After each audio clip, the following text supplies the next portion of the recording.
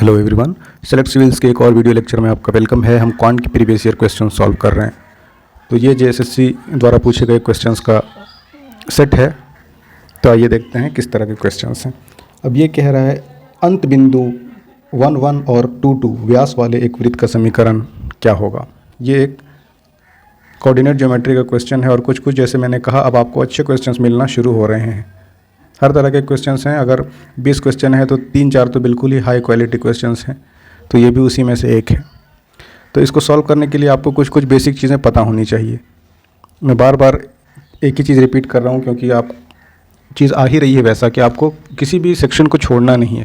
इसमें बेसिक क्या है कि सबसे पहले देखिए, आपको कह रहा है कि ये कोऑर्डिनेट दिया हुआ है व्यास वाले। व्यास होता है डायमीटर, यानी एक सर्कल बनाइए। सबसे पहले आराम से देखिए इसको क्या रहा है।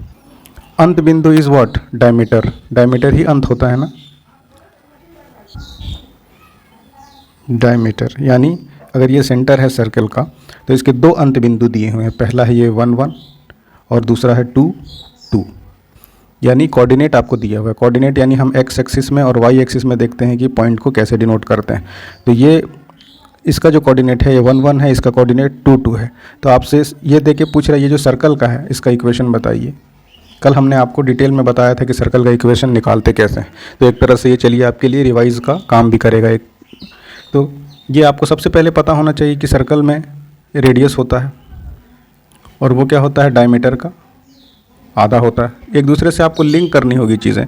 तो हमें कोऑर्डिनेट दिया हुआ है, ये डायमीटर का कोऑर्डिनेट है ना। अंत बिंदु यानी and points. And points obviously ये सर्कमफ्रेंस का एक एंड है, ये सर्कमफ्रेंस का दूसरा एंड है। तो इसका आपको कोऑर्डिनेट दे दिया है। अब इसको हम निकाल लेंगे। सपोज करिए ये ए है और ये बी है। तो एक बार हम इसको पहले क्लियर करते हैं बाकी चीज़ें।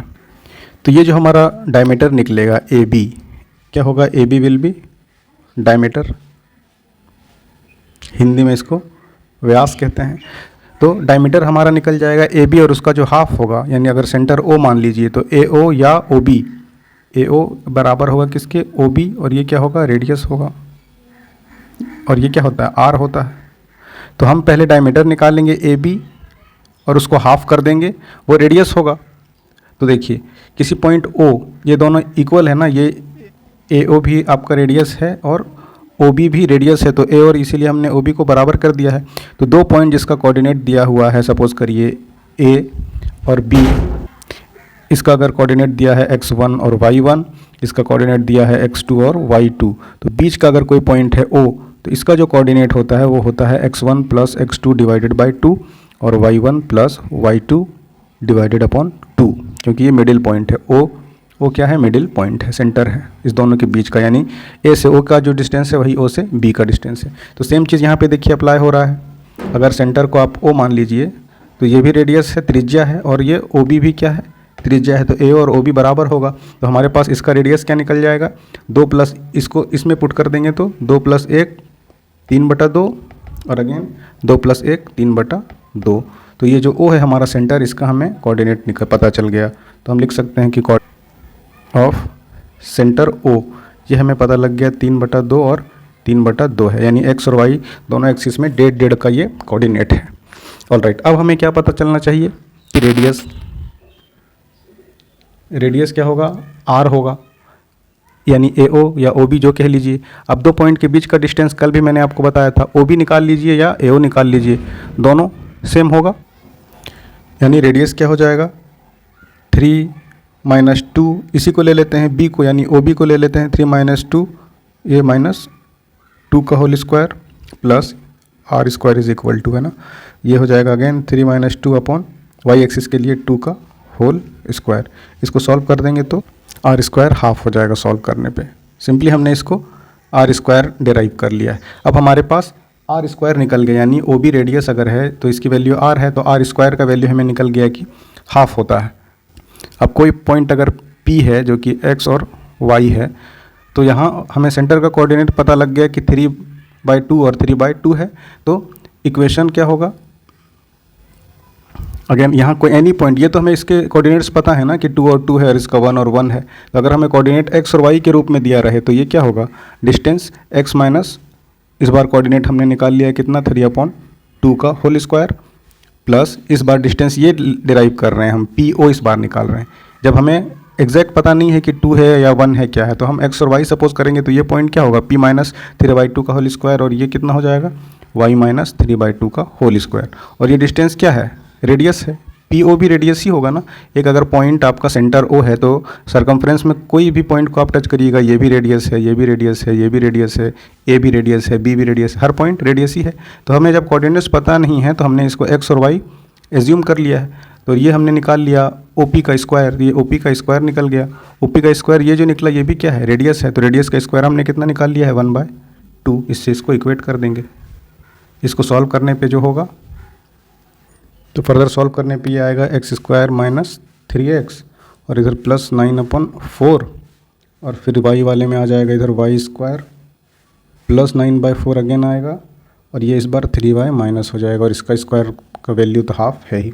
इसको फर्दर अगर आप सिंप्लीफाई करिए तो ये कितना हो जाएगा, x² प्लस इसको y² पहले लिख देते हैं minus 3x minus 3y plus इसको इधर ले जाते हैं 4 = 0। तो ऑप्शन नंबर बी में ये दिया हुआ है। तो ये अभी तक का जितना भी सवाल देखे हैं इसमें से एक बहुत ही अच्छा सवाल था। तो अगर आपको चक्कर आ रहा है तो दूसरी बार भी इसको देखिए, थोड़ा कॉन्सेप्चुअल था, जितना बाकी पॉसिबल हो सकता है मैंने आपको एक्सप्लेन कर दिया है। बढ़ते हैं हम अगले क्वेश्चन की तरफ। ये कह रहा है एक पिता की आयु अपने पुत्र से 30 वर्ष अधिक है। ठीक है भाई, बाप है तो बड़ा होगा ही। तो अगर सन है सपोज करिए x का, तो प्रेजेंट एज ऑफ फादर कितना कह रहा है कि 30 साल बड़ा है, यानी x + 30 ईयर्स हो गया। अब कह रहा है 5 वर्ष पूर्व, तो 5 वर्ष पूर्व सन का एज क्या होगा, 5 साल पहले चले जाते हैं, x - 5, और बाप का एज यानी फादर्स एज क्या हो जाएगा, पिता की आयु हो जाएगा x + 25, 5 साल पहले चले गए, ये 30 अभी है, 5 साल पहले ऑब्वियसली 25 होगा। अब कह रहा है ये कि 5 साल ये हमने निकाल लिया 5 ईयर्स अगो। तो ये कह रहा है जो 5 साल पहले वाला आपको मिल रहा है कि पिता की एज, तो ये 5 वर्ष पूर्व उसकी आयु यानी पिता की आयु यानी x + 25, ये क्या था, वॉज बेटे की आयु की 3 गुनी थी। 3 गुनी थी किसकी, बेटे की आयु की।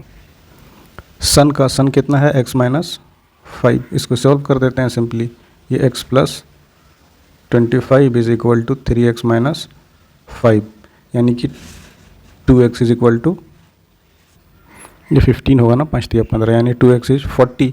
x कितना हो गया, 20। x 20 हो गया तो फादर का एज प्रेजेंटली कितना है, x + 30, यानी 20 और 30 50 साल के उसके फादर हैं। आंसर विल बी ए। चलिए नेक्स्ट क्वेश्चन देखते हैं। कह रहा है वह 2 अंकों की सबसे बड़ी संख्या यानी greatest number of 2 digit which is when divided by 2, 3 और 4 गिव्स ए रिमाइंडर ऑफ 5। ये हमने पढ़ दिया आपको अंग्रेजी में। कह रहा है कि 2 अंकों की सबसे बड़ी संख्या, सबसे पहले तो हमें ये पता होना चाहिए कि ग्रेटेस्ट 2 डिजिट नंबर कौन सा है, तो 99 है। लेकिन ये आपसे नहीं पूछ रहा है, कह रहा है कि इसे 2 से, 3 से या 4 से किसी से भी हम डिवाइड करें तो हमारे पास एक रिमाइंडर बचना चाहिए। वो रिमाइंडर क्या होना चाहिए, कह रहा है 5 होना चाहिए। तो ऑब्वियसली सबसे पहले इसका हम एलसीएम लेते हैं, लीस्ट कॉमन मल्टीपल, तभी ना जो भी एलसीएम होता है वो इससे भी डिवाइड होगा, इससे भी होगा और इससे भी होगा। दैट्स वाई हमें एलसीएम लेना ही पड़ेगा। तो एलसीएम 2, 3 और 4 का क्या हो जाएगा, ये 2 और 4 का 4 और 4 और 3 का 12 एलसीएम हो गया। अब कह रहा है कि इस 12 से अगर हम डिवाइड करते हैं वो ग्रेटेस्ट नंबर ऑफ 2 डिजिट को, तो हर हाल में रिमाइंडर 5 बचना चाहिए। तो 12 से देखिए सबसे ग्रेटेस्ट कहाँ तक जाएगा, 12 × 7 क्या हो जाएगा, 84, और फिर 12 × 7 के बाद 8, 12 8 कितना हो जाता है, 96। 96 में कह रहा है 5 रिमाइंडर बचना चाहिए, तो यानी 96 + 5 तो कितना हो जाएगा, 101 हो जाएगा। मीन्स ये क्या हो रहा है, 3 डिजिट का हो जा रहा है। तो हर हाल में हमें 84 तक ही जाना है, 12 × 7 = 84, और 84 में क्या हो रहा है, ये फुल्ली डिवाइड कर रहा है, ये जो इसका 2, 3 और 4 का एलसीएम है 12 वो, लेकिन हमें we should have a reminder of 5। तो रिमाइंडर 5 को ऐड कर देंगे, 84 + 5 89। Answer will be C. बढ़ते हैं अगले क्वेश्चन की तरफ। ये कह रहा है रोमन अंक डी का क्या वैल्यू होता है। तो आप एक बार ये देख लीजिएगा, इसमें बताने लायक कुछ है नहीं, रोमन क्या होता है। और दूसरा एक इम्पॉर्टेंट है, याद करके देख लीजिएगा, बाइनरी टू डेसिमल कन्वर्जन कैसे होता है, और दूसरा डेसिमल टू बाइनरी। ये आपका बहुत इंपॉर्टेंट है एग्ज़ाम के पर्सपेक्टिव से। तो ये आप दोनों एक बार अच्छे से देख के जाइएगा। ये आपको बाइनरी डेसिमल वाला वन वे और अनदर कुछ ना कुछ सवाल पूछेगा ही, और पूछ ही देता है। चलिए नेक्स्ट देखते हैं। ये कह रहा है 30 मीटर भुजा की एक वर्गाकार भूमि, वर्गाकार इज स्क्वायर, और स्क्वायर क्या है, जिसका लेंथ = ब्रेथ वही रेक्टेंगल जिसका लेंथ और ब्रेथ इक्वल होता है उसे हम वर्ग कहते हैं। ठीक है, तो पहले देख लीजिए, ये एक वर्गाकार हो गया हमारे पास लैंड, वर्गाकार भूमि। अब इस वर्गाकार भूमि का कितना है भुजा 30, यानी कि हर साइड कितना है 30 है। ये अगर 30 है तो ये भी 30 है, और ऑब्वियसली सामने वाला सब्सिक्वेंट 30 ही है। कि एक कोने में एक goat is tied within a corner, तो इस कोने में एक बकरी बंधी है, मान देते हैं बकरी, चलिए यहाँ पे बकरी बंधी है बी पे, मान लीजिए ये ए बी है, ये सी और डी है, तो बी पे एक बकरी बंधी है, और इसके बकरी का लेंथ दिया है, जिस डोर से बंधी है उसकी रस्सी की लंबाई कितना है 14 मीटर है, यानी कि ये ऐसे 14 मीटर है, इधर भी 14 है, इधर भी आएगी तो 14 14 14, ये 14 मीटर है। इट मीन्स रेडियस है, सिंपल है, अगर आप इसको ऐसे करें तो एक पूरा बन जाएगा ना सर्कल। ये सर्कल का क्या है, चौथाई हिस्सा ही है जो ये बकरी घूम घूम के ग्रेज करेगी, चरना जिसको कहते हैं। तो ये एक सर्कल का चौथाई हिस्सा ही है, और जिसका रेडियस कितना है, ये 14 है। सिंपल है, अब यहाँ से हमें सब पता लग गया रखता है कि, तो पूछ रहा है कि कितने क्षेत्र को चर सकती है, यानी कि आपको ये एरिया बताना है, तो कितना चर सकती है भाई, सिंपली ये क्या है 14 मीटर है ना, 14 मीटर लेंथ का एक रेडियस हो गया। अब इस रेडियस में से आपको उस सर्कल का चौथाई हिस्सा निकाल देना है, यानी कि एरिया क्या होगा सर्कल का, area of circle pi r square होता है, यानी 22/7, रेडियस कितना है 14, और फिर ये कितना हो जाएगा 14। तो ये तो टोटल एरिया हो गया, लेकिन जो ये कवर करेगी बकरी जो चरेगी वो इसका भी एक चौथाई हो जाएगा, तो इसका अगेन 1/4 कर देते हैं। सिंपल यही एरिया को वो चरेगी, तो 2 से 7 बार में, और फिर इस 2 से 7 बार में, और ये 7 और 7 कैंसिल हो गया, तो 22 × 7 = 154 मीटर स्क्वायर।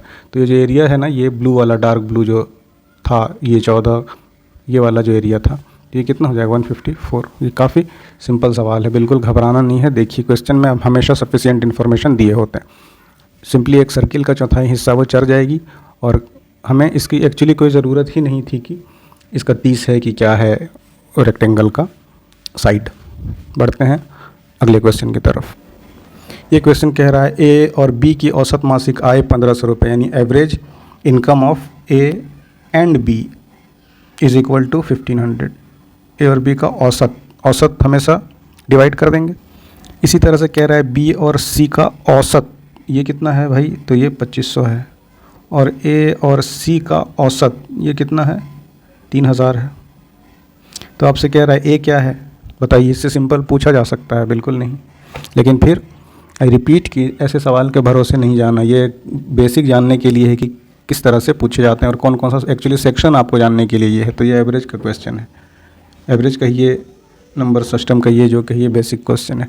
तो ये आपको ए पूछा, यहाँ से हम ये कह सकते हैं कि ए और बी कितना हो जाएगा 1500 का दुगना यानी 3000 हो जाएगा, और बी और सी मिल के कितना हो जाएगा 2500 का दुगना 5000 हो जाएगा, और ए और सी मिल के कितना हो जाएगा, ए और सी मिल के आपको 3 दूनी 6000 हो जाएगा। तो 3 इक्वेशन 3 वेरिएबल आप ए का यहाँ से डिराइव कर लीजिए, और जो भी आएगा वो उसका मासिक आय बता दीजिए क्या होता है। इसी तरह ए का पूछा है, बी सी कुछ भी पूछ सकता है, फिर किसी और के साथ जोड़ के अलग से हो सकता है, दे दे आपको कि ई का इनकम ईयरली इतना है, सपोज करिए 12000 है, तो आपसे पूछ दे कि ए और ई का मंथली इनकम बताइए, या मंथली इनकम का एवरेज बताइए, जो भी पूछे आप यहाँ से डिराइव कर सकते हैं। देखते हैं नेक्स्ट क्वेश्चन की तरफ। अब ये कह रहा है ए एक कार्य को 60 दिन में कर सकता है, मतलब A completes work in 60 days while B does it in 50 days. और फिर क्या होता है, ए 12 दिन तक करता है, ए परफॉर्म्स हिज ड्यूटी और work for 12 days and then lefts, चला जाता है। अब बचे हुए काम को बोल रहा है कितने दिन में कर सकता है, कौन, बी। तो कैसे है, मैंने पहले भी एक्सप्लेन कर दिया है सब कुछ, तो मैं ज़्यादा डिटेल नहीं जा रहा इस बार। आप देखिए, ए करता है 60 डेज में कंप्लीट किसी काम को, और बी करता है 50 दिन में। फिर कह रहा है कि 12 दिन तक काम करता है, तो ए का 1 दिन का काम कितना हो जाएगा 1/60। इसी तरह ए का 12 दिन तक वो करता है ना, 12 डेज़ का काम कितना हो जाएगा 12/60, यानी 1/5 काम वो कर लिया। अब रिमेनिंग काम कितना बच गया, रिमेनिंग बच गया 1 यूनिट टोटल काम था, उसमें से 1/5 करके गया है ए, तो रिमेनिंग बच गया 4/5 हिस्सा। अब ये पूछ रहा है जो बचा हुआ काम है 4/5 हिस्सा, इसको कितने दिन में करेगा बी।